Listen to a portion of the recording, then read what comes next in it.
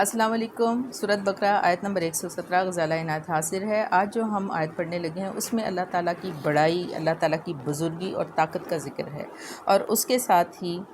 دوسری آیت میں انسان کے تکبر اور سرکشی کا ذکر ہے۔ اللہ تعالیٰ جب اپنی آیت میں، اس آیت میں کن فیکون والی آیت آ گئی، اور یہ لفظ بڑا مشہور ہے کن فیکون،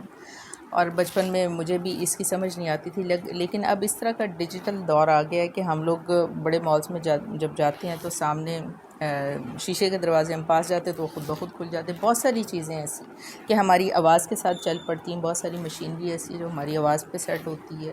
اور ہمارے قدموں پہ، ہمارے ہاتھوں کے پرنٹس کے اوپر سیٹ ہوتی ہے۔ تو آج کل یہ کانسیپٹ سمجھ میں آ جاتا ہے جو آج سے کوئی 30-50 سال پہلے سمجھ میں نہیں آتا تھا۔ ذکر یہ ہے اس آیت میں کہ اللہ تعالیٰ پہلے اپنی بزرگی، اپنی طاقت کا ذکر فرما رہے ہیں، اس سے اگلی آیت میں انسانوں کے تکبر کا ذکر ہے، اور دونوں کے اندر ڈفرینس یہ ہے آیت کے اندر کہ اللہ تعالیٰ جب اپنی بزرگی اور طاقت کا ذکر فرماتے ہیں تو ساتھ ایک بیس دیتے ہیں، اس کی ایک دلیل دیتے ہیں کہ چونکہ یہ کام ہے اس وجہ سے میں یہ ہوں، اور انسان جب اپنے تکبر کا ذکر کرتا ہے تو اس کے پاس کوئی دلیل نہیں ہوتی۔ آئیے پڑھتے ہیں اعوذ باللہ من الشیطان الرجیم، بسم اللہ الرحمن الرحیم۔ بدیع السماوات والارض، یہ ہے دلیل، بنانے والا ہے وہ آسمانوں اور زمین کا۔ کیوں بزرگی اور طاقت کا ذکر ہے کہ میں نے بنایا ہے، آسمان بنایا، زمینیں بنائیں، چیزیں بنائیں، وہ اذا قضا، اور بنائی کیسے ہو کہ جب ارادہ فرماتا ہے اللہ تعالیٰ، فیصلہ فرماتا ہے امرن کسی کام کا، فإنما، تو بے شک وہ صرف اتنا ہی کہتا ہے،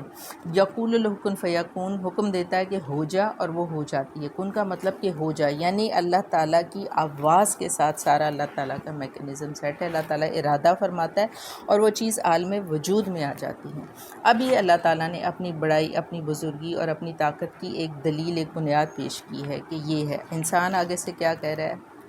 وقال الذین لا یعلمون، اور کچھ لوگ کہتے ہیں جو کہ نادان ہیں، جو نہیں جانتے، لولا یکلمنا اللہ او تأتینا آیات، کہ آخر کیوں نہیں کلام فرماتا اللہ تعالیٰ ہمارے ساتھ، یا کیوں نہیں ہمارے پاس کوئی نشانی آتی۔ یعنی ایک تکبر، ایک سرکشی کا عالم دیکھیں کہ اتنی بڑی ہستی اللہ سبحانہ تعالیٰ کی، جس نے اپنا انٹروڈکشن یہ کروایا کہ میں نے زمین و آسمان بنائے۔ اب اس کے بارے میں انسان کہہ رہے ہیں لو جی ہم اتنے بڑے چودھری، ہم اتنے بڑے سردار، ہمارے ساتھ اللہ تعالیٰ خود کیوں نہیں بات فرماتے جیسے آپ کے رسولوں کے ساتھ اور فرشتوں کے ساتھ فرماتے ہیں۔ رافع بن خزیمہ،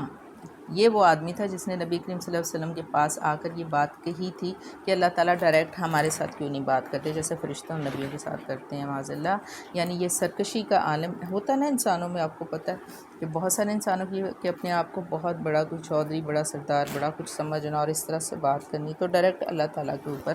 انہوں نے یہ بات کر دی اپنے تکبر کی وجہ سے۔ اب اس کا جواب کیا آ رہا ہے؟ کذالک، اسی طرح قال الذین من قبلہم مثل قولہم، اللہ تعالیٰ فرماتے ہیں کہ یہ جو بات اس بندے نے کی، اسی طرح کی باتیں پہلے بھی لوگ کرتے رہے ہیں۔ تشابہت قلوبہم، ان کے دل ملتے جلتے ہیں، یعنی اس ٹائپ کے لوگ آتے رہے ہیں دنیا میں اور اس طرح کی باتیں ہوتی رہی ہیں۔ قد بینا الآیات لقوم یوقنون، بے شک ہم بیان کر چکے ہیں اپنی نشانیاں ان لوگوں کے لیے جو صاحب یقین ہیں۔ یعنی اللہ تعالیٰ نے بڑا زبردست آگے سے جواب دیا کہ اس طرح کے لوگ آتے رہتے، اس طرح کی باتیں ہوتی رہتی ہیں، لیکن اللہ تعالیٰ نے اپنی نشانیاں بیان کر دی ہیں۔ اب جس کو یقین کرنا، جو صاحب یقین لوگ ہیں وہ یقین لے آئیں گے، لہٰذا اتنی کوئی ٹینشن لینے کی ضرورت نہیں ہے کہ یہ لوگ کیا باتیں کر رہے ہیں۔ انا ارسلناک، اب نبی کریم صلی اللہ علیہ وسلم سے فرمایا جا رہا ہے کیونکہ اس طرح کی باتوں سے ان کے دل میں پریشانی، ٹینشن آتی تھی، تو انہیں فرمایا جا رہا ہے انا ارسلناک، بے شک ہم نے آپ کو بھیجا ہے بالحق کی، سچے علم کے ساتھ، بشیرم و نذیرہ، بشارت دینے والا، خوشخبری سنانے والا بنا کر بھیجا، اور ڈرانے والا بنا کر بھیجا کہ اللہ تعالیٰ کے عذابوں سے ڈرائیں اور جنت کی خوشخبری سنائیں یقین کرنے والوں کے لیے۔ ولا تسألوا عن اصحاب الجحیم، اور آپ سے پرسش ہم آپ سے نہیں پوچھیں گے یہ جو جہنم میں جانے والے لوگ ہیں، یعنی یہ اس طرح جب تکبر لوگ کر کے اس طرح کی باتیں کریں گے تو اوبیسلی یہ جہنم میں جائیں گے، اور یہ جہنم میں جانے والے لوگوں کے بارے میں نبی کریم صلی اللہ علیہ وسلم آپ سے نہیں پوچھا جائے گا، آپ بس ان کو خوشخبری سنائیں اور انہیں عذاب سے ڈرائیں۔ اللہ تعالیٰ ہمیں ہدایت بخشے، آمین۔